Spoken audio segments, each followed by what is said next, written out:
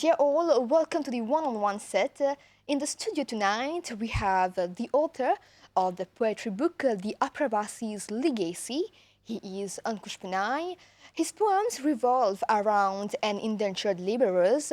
He narrates the struggles, the challenges that the indentured laborers faced at the time.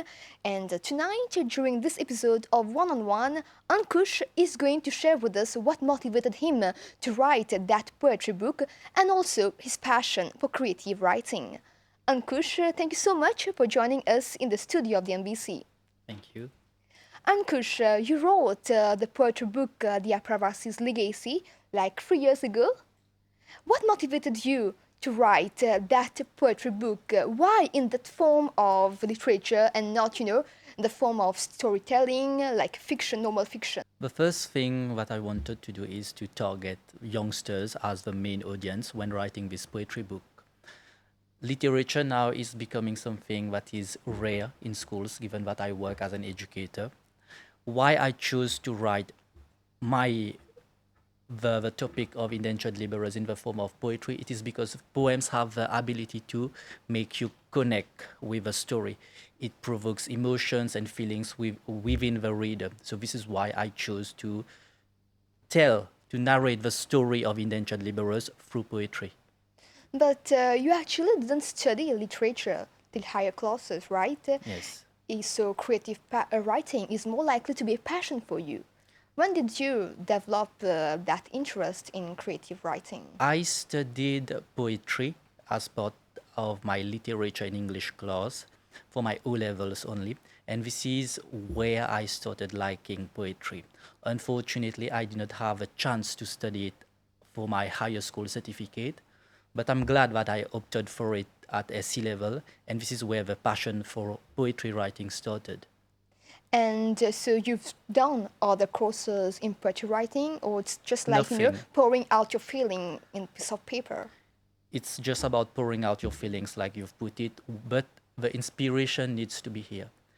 I can write poetry only when I feel inspired. If the inspiration is not here, as far as I am concerned, of course, I cannot put what I want to in words.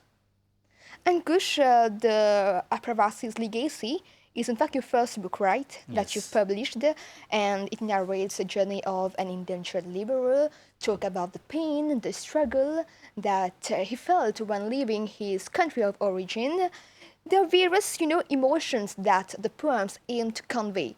But as a youngster, what motivated you? What pushed you really, to talk about that era? An era that you haven't lived, which probably you're not so aware. You've heard mostly through your maybe grandparents. So what pushed you to learn more, to discover more about the complexities of that era? I think if you look at today's generations, today's young Mauritians, we are all blessed. We live in a house that was constructed by our parents, grandparents. Most of us don't live in rented houses, and all these are because of the sacrifices of our parents and grandparents. But I think it is important to remind today's generation of the hard work that our ancestors were willing to do for us. They were conned by the British people, if I may put it that way, that when they are going to come to Mauritius, they just have to turn stones upside down, they will find gold. They did not. Even after that, they chose to struggle, they chose to work hard and make us prosper, today's generation. So this is why I chose to do something. I believe that it will never be enough for us to give justice to what they did for us. Because, like you said, I have not lived that era. But through reading, through research work, we can at least do something to commend their efforts. Not Definitely. efforts, their hard work that they did for all of us. So how did you proceed with the poems? Did you actually do some research about it? Because, it's actually a responsibility in a sort way True. to be able to write about those poems. Initially, I did some reading, just general reading on the net, press cuttings, and so on. Then I tried to dig deeper, look for small details like the names of the ships that were brought from India, the ships on which they traveled, the names of the passengers, and so on. But then just to feel the atmosphere of an Indian atmosphere, if I can put it that way. 2 months before I started writing the book, I decided to go on a trip to India. I did not leave that era, but going there, it showed me while going to the villages, to the rural areas, I somehow felt inspired, and this is what pushed me to write about things that I did not thought that I would have written earlier. And you are author of that book, but what did you derive from your own writing, you know? From my own writing, I think the first thing, you don't need an academic qualification to be able to do something if you have a true passion for it. As far as I am concerned, I loved poetry writing since grade 11. I did not do literature in grade 13. And yet today I am here. I was sponsored by the Ministry of Arts and Culture to write a book. Like you said, it's a responsibility. It was a responsibility that I had, and I did it. I think you just need to have the right dedication, commitment, and passion. But was it like, you know, a deliberate thought that you had, that you wanted to, you know, write about the ancestors, or it was like more a random thought, you know, something just came across your mind and you wanted to, you know, talk about that journey? When I received the grant from the National Arts Fund of Mauritius to write a poetry book, I was thinking about a lot of themes that I can write on. It could be drugs, it could be health and safety, anything that impacts youngsters. But I wanted to write something that impacts youngsters and sensitizes them about the history of Mauritius. And this is why I chose indentured laborers, because I think, if I'm not wrong, 70% of the Mauritian population are Hindu people. So why not do something to commend our ancestors? So this is why I chose to do something with regards to this. And talk to us also about the title that you've chosen. Okay. So the Apravasi's legacy, if we break it down, Apravasi stands for indentured laborers. Indentured laborers. I wanted to choose a title that commends the work that our ancestor did for us. This is why I chose the word legacy, because we can commend their effort, but we should not at the same time forget that we should always at any point of our time, irrespective of the progress that we are making, remind ourselves that we are here because of them. So this is why I chose the word legacy, because the legacy is something that is eternal, in my opinion. And how much time, you know, did it take you to complete all the poems, writing all the poems? How many poems, in fact, have you written in that book? The book has 10 poems, and it actually took me around 1 or 2 months to write the 10 poems, because once I came back from my trip from India, the inspiration was already here. Now that the inspiration was there, it took me only 1 to 2 months to write. Yeah. But was it draining, you know? Have you suffered from writer's block, like most of the authors suffer? At some point, yes, it was draining, because it was not, the poems did not revolve around joy and happiness. It was more of pain, hard work, torture, and so on. So at some point, yes, it drains you. And I think I chose to write about these poems, and right from the start, I knew that, okay, at some point it will drain me, but by just writing the poems, just imagining this era, it drained me. Now, if we realize what they actually went through, how draining was it for them? Not even 1% of what I felt while writing it. Yes, like you've said, the poems revolve around attachment, longing, pain. You know, it's quite draining in some way. But do you feel that the readers of today are able to connect to that era, to the poems that you've written?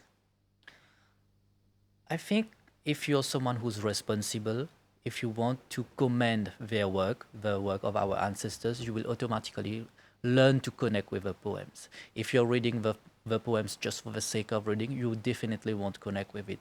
But if you're someone who was brought up in a way that you believe that we always need to commend and we always need to be grateful towards what our ancestors, our great grandparents have done for us, you will automatically see the connection in the poems.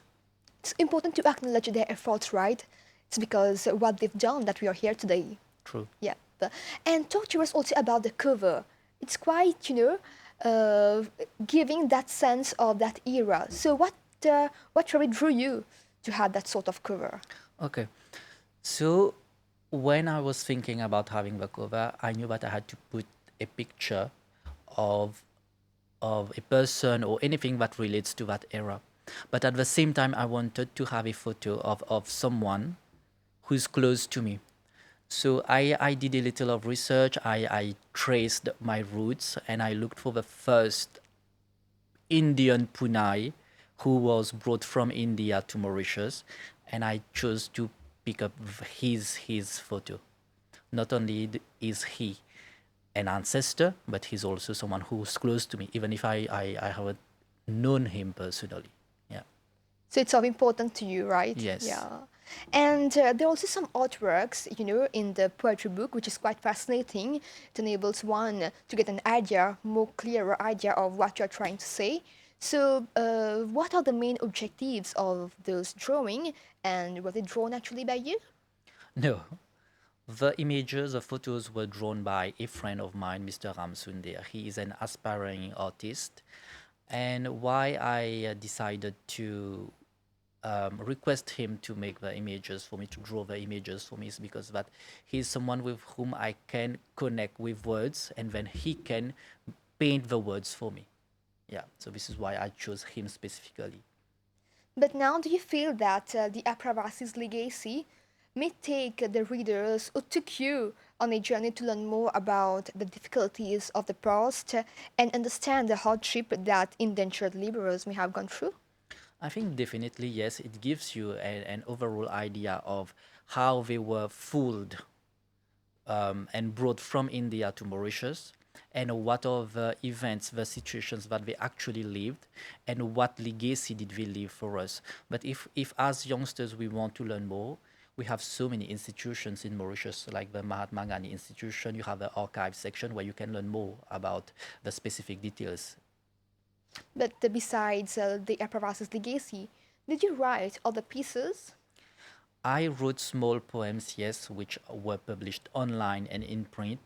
For example, there is one poetry book called Poetry Potion. It's a South African poetry book that requests for poems from African poets.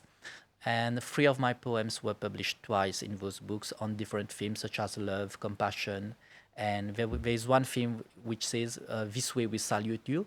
And I wrote a poem on slavery because I wanted to also salute people who were treated as slaves back in our history in Mauritius. So there's that recurrent themes in your poem, right? Yes. Why do you choose, going back the history and historical times? Why is that important to you? Because it's history what makes us live in the present. If we do not comment what has happened in the past, whether it was something good or bad, how can we progress as a nation? I always believe that we need to continue progressing without forgetting the footprints left by others. Whether the footprints were light or dark, we need to know them. Or else as a nation we cannot say that we are progressing. So, as an author, would you say that your aim is not only, to offer companionship through language, but also to have an impact on people's minds, influence their way of thinking? I think the impact which I want to make is on the youth in general, because today's youth they have almost everything. We are living in the digital era. We have our phones. We get everything that we want thanks to our parents who work so hard. But through poetry, through these types of themes, I also want our youth, the rising generation, to know that what our country has gone through in the past. Yeah. And how do you see your journey so far as a young author? So far, it's been good, but I do not really take myself seriously when it comes up to my passion for writing. If today I wake up and I want to write something about road safety, for example, I'll just do it. But then you can find me sleeping for 2 weeks without writing anything. It depends on the inspiration. It has always been that way for me. When I feel inspired, I'm going to do it. But if the inspiration is not here, then I do not write. Where do you derive your inspiration? Is it by reading a lot of books? Not at So, all. I In fact, I don't like reading books. You don't like reading I books? still find it boring. I still find it boring. But where do I get the inspiration? For example, if the United Nations, the global United Nations, is celebrating a general event like water, sanitation, something like that, and I want to write something about it, or it's whether it's something related to peace, I can just say that, okay, we are going to celebrate this event on the 20th of next month. This is just an example. And then I just write a poem about it and then send it for publication. So this is where the inspiration is derived. It's mostly linked to an event, not something that connects to you, like about your emotions, personal experiences, not about that poetry to you. Not really. It's the event that makes me think about the different aspects that surrounds the theme. And that's hard, because normally people write, find it easier to, pour their feelings, their thoughts, their personal experience that they're going through on a piece of paper. But, to be deliberate about a specific event and to write about that requires some hard work. It also depends on the event. If it's an event that is not of interest to me, then I won't feel inspired to write about it. It should always be something that I feel inspired about. But in most cases, whenever I've looked for something online, upcoming events, there have always been events that have triggered something and helped me to write about it. And it's been around 3 years now since you've published your first book. So share with us some of the response that you've got. The first response that I got was from the local media itself. We had to organize the launching quite quickly because back in 2019, towards the end of 2019, the rumors about COVID-19 had already spread around. So we had to look for a venue, we had to do the launching quite quickly, but luckily most media, the local media, they wrote something about it in local papers. It was even aired on the national television. And the response that I chose to not sell the book. I chose to not sell the book because it was partially funded by the National Arts Fund. So what I did, I gave the book, I distributed the book to whoever wants to read. Yeah, Okay. it was not something that I did to get a profit on. It's not a sort of validation to you, right? No, no, Yeah. no. I still have free copies at home. If someone calls me, if someone tells me, okay, I like literature, I like doing it, then I can share the book with that person. It's not something that I did to earn profits, to earn money. No, no. Well, that's quite noble, Thank you. That's the aim of, writing that book because it requires time and, finance as well. So what were the challenges that you went through while writing that book or even publishing it?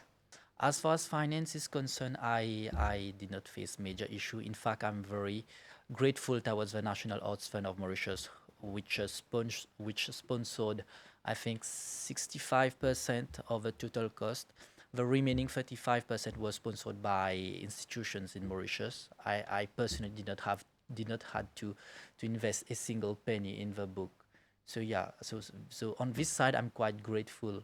As far as the other hardships that I faced during that time, I was doing my master's. I was also working, so it was a bit difficult to juggle among work, studies, and writing the book. But it's a great and lovely responsibility that I chose to take on board. Yeah, so I do not regret anything. You managed to strike the balance then. Yes. It was important, right? Because it's quite draining, like you've said. So who are some of your biggest influences when it comes to writing? The first person would be my dad. My dad is someone who has always encouraged me to write about anything that I like. And when I told him that the National Art Fund is willing to sponsor me partially, he was the first one who told me that, okay, you can do it. I was only 23 or 24 years old when I got this grant. I was a little unsure because I don't have any academic background. I don't have any academic background in journalism, in poetry writing, in English. My major is in accounting. So there's no link at all. But he was the one who told me that, okay, you can do it. You have been publishing since the age of 16 in local newspapers. So why not go for this one? And the second influence I would say is my secondary school teacher, Mrs. Taslim Abdullah, the teacher with whom I did literature and English. She was the one who always told me, who always encouraged me to continue writing, even if I did not opt for that subject in upper secondary school level. Yeah.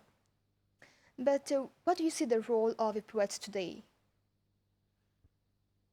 I think whether it's local or international, poets they have the ability to convey feelings and emotions through words. An article and a press cutting do not convey the same emotion and feelings that poems can do. So I think the role of poets are quite crucial as much as I believe they do not get the recognition sometimes that they deserve. But thanks to the many initiatives by institutions, by the Ministry of Arts and Culture, I think we are making progress, and we can say that we are on the right track. Ankush, you are an educator, so would you say that poetry writing is more likely to be an escape for you? No, it's not an escape for me. I would say that it is something that helps me to, Like a safe haven? yeah, if we can put it that way, yes. If I want to feel inspired, I want to feel happy about something, then I can write a beautiful poem and get it published, read it in the papers, and this is what makes me happy. Yeah. And do you have any particular audience in your mind when you're writing a poem, a short story, or anything? Or is it, you know, writing to yourself? How is No, it for you? it's not. I am always my first audience. I am the first one. If I approve a poem as a reader, then anyone can read it, irrespective of age, gender, or whatsoever it is. I do not target only one category of people. And you've written quite a few pieces so far. So, what would you say is the most difficult part when it comes to writing? The most difficult part for me is when you have to convey hardship and struggle, because in this case, I have not lived that era. Yeah, I have read about that era. I have read about the struggles, the difficulties. But when you do not live a situation, it is very difficult to pour down the feelings. So this is the main. This is one of the hardest things to do. To try to do justice to the emotions, to the feelings of a person who lived a difficult situation. Because unless we are in the shoes of a person, we cannot say that, okay, I understand your feelings. that's true, indeed. And could you share with us, though, your favorite chapter from your book? I think my favorite one would be, the title is My Father's Frozen Field. It speaks about a father who is struggling to grow crops on a land that is completely dry. That father is looking at the sky and wondering when will one drop of rain appear. So this was one actually of the most difficult poems that I had written. Would you like to read it for us? Of course. Strolling his rustic field amidst the dry air, wishing for droplets of love from the pale sky, until it heeds to his religious whispers, for the bright sun intimidating his crops, for the soil changing its shades, yet thirsty roots resisting it all, for the sky's variations blurred his vision, the ears often fooled by rumbling thunder, the body scars deepened by the landlord's sharp words. For the cold night pretending pity to his cracked land, for the farmer's tears pacifying his burnt feet, yet clouds refusing to melt, for my father, the family's shield witnessing it all in silence, his frail mother sinking again along today's dusk, his unmarried daughter running from taunts, transforming a green field into a grey space, starving stomach and bruised soul still at war, until the once ecstatic breath lastly give in. That's beautifully written and read. We are actually drawing toward the end of this episode, but before that, Ankush, what are your future plans? Do you intend now to write a novel? As of today, no, I don't have any. I don't have the intention of writing any other novel. But tomorrow I can wake up and be inspired by something that drives me to write something. Just go with the flow. Yeah, I like going with the flow. And what's your advice to aspiring writers, maybe? Just follow your passion. You do not need a degree in English to start writing. If you are passionate about writing, just start writing. And don't let anyone judge you. Thank you so much, Ankush. It was a delight to have you on the set tonight and learn more about the beautiful poems that you've written. Thank you very much. Dear viewers, we have now come to the end of this episode. Thank you for your time. We hope to catch you next week at the same time, same channel. Have a great evening.